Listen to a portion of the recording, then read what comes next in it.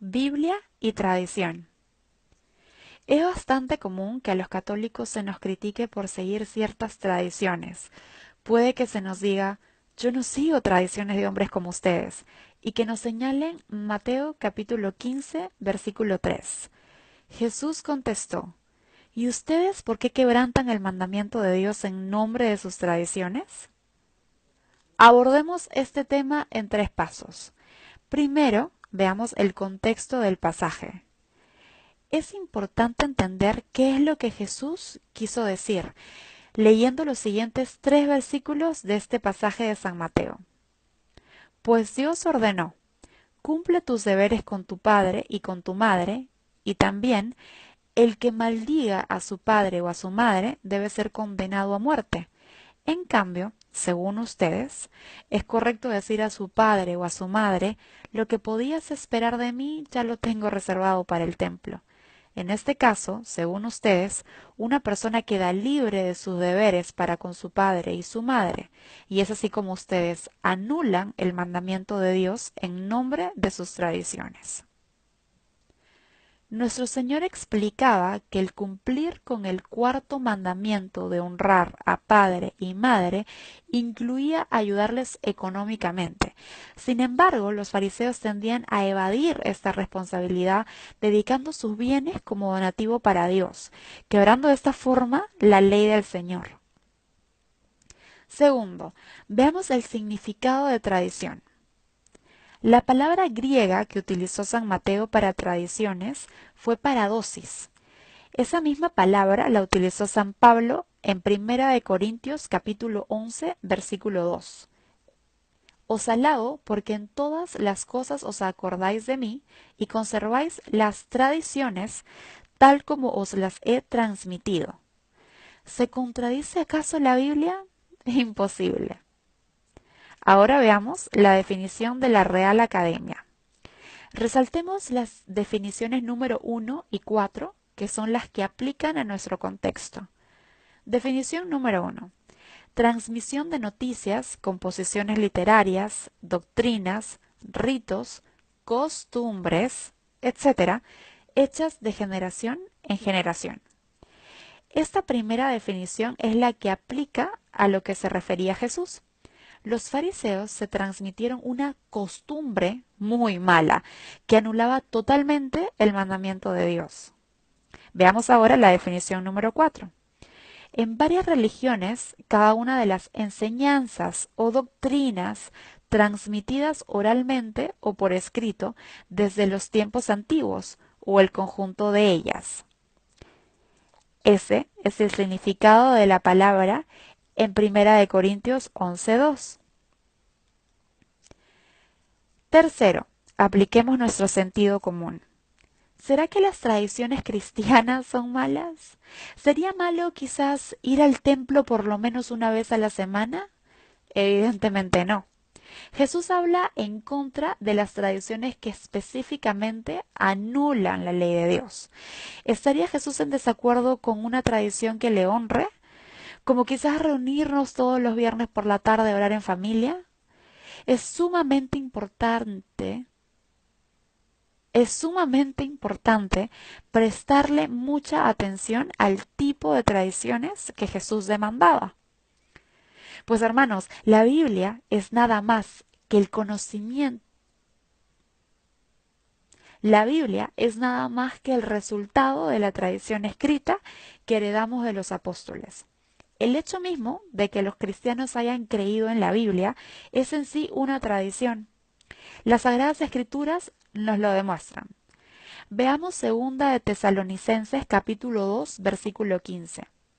Así pues, hermanos, manteneos firmes y conservad las tradiciones que habéis aprendido de nosotros de viva voz o por carta. Es importante darnos cuenta de que somos vigorosamente exhortados por Dios a conservar tanto la tradición escrita como la oral. ¿Y qué dice la Biblia acerca de las tradiciones transmitidas oralmente? Si leemos con atención, veremos que Jesús nunca escribió nada, ni envió a sus discípulos a escribir. Marcos 16:15. Id y predicad, id y predicar el Evangelio a todas las naciones. Por otro lado, queda muy claro que la fe se adquiere escuchando la palabra de Dios. Romanos 10:17. Por tanto, la fe viene de la predicación. En 1 Corintios 15, versículos del 1 al 2, encontramos: Hermanos, les recuerdo la buena nueva que les prediqué y que ustedes recibieron y en la que perseveran firmes.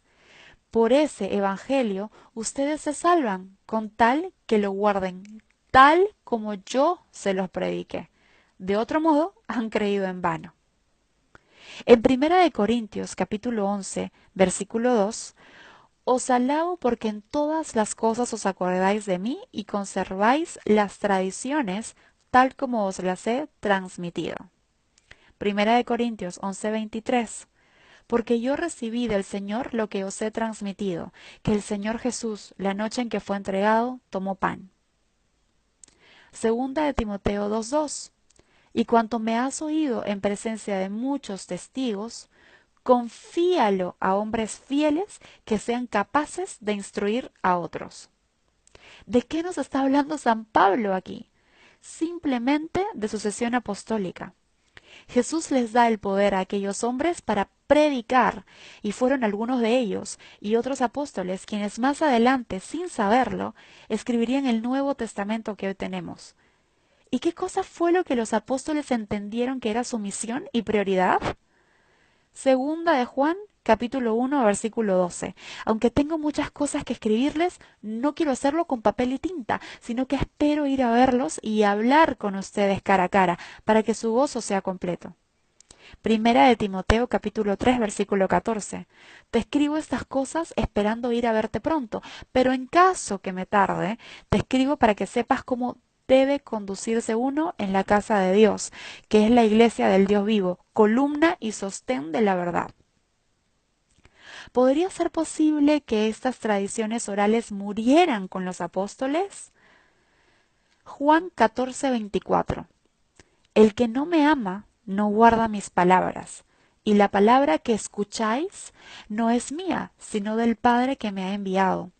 Os he dicho estas cosas estando entre vosotros, pero el Paráclito, el Espíritu Santo, que el Padre enviará en mi nombre, os lo enseñará todo y os recordará todo lo que yo os he dicho. Mateo 28:20.